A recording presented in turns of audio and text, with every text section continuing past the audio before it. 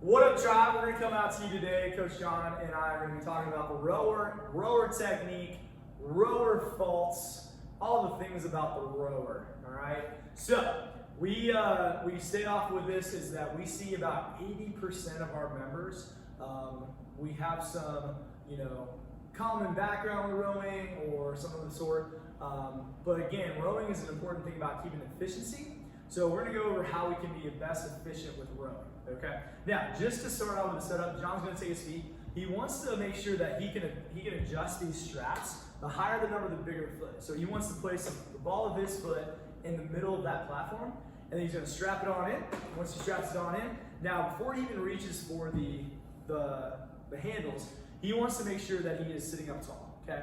That's another thing I want you to think about is imagine you have a PVC pipe strapped to your back.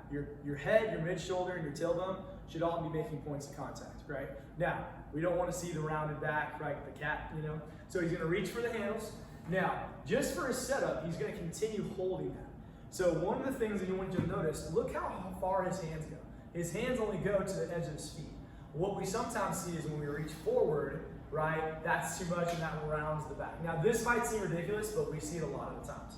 So just the setup, he wants to make sure he's upright and he's going with his feet flat on the platform, all right? Now, from there, Coach Jon's going to take us through what does it look like to row. Yeah, so what we want to see is the legs fully extending first, okay? Once the legs have fully extended, then I'll add a slight lean, the core. All right, and now I'll finish with the pull, arms. Once I finish with the arms will then come back, arms, core, legs. Okay, you've heard this before, legs, core, arms, core, legs. But what we tend to see a lot is the short pull, and it looks something like this. All right. I know that looks ridiculous, but like Kasper was saying, about 80% of us kind of do that. And so to prevent that, let's take a pause at the end of the stroke. So legs, core, arms, slight pause, arms, core, legs. Legs, core, arms, core, legs. The rower is all about smooth transition of power. The smoother we are, the faster we'll be.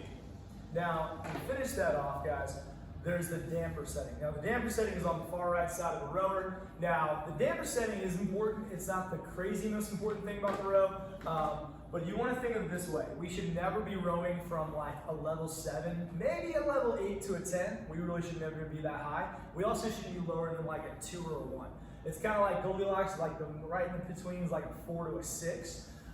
Reason being is that helps us to keep ourselves not fatiguing too quickly on our muscles, and now we're also not having to work as hard as we need to if we're going too high on that damper setting. So, coming at you with some tribe tips for your rower, Coach Jon and Coach Kasper.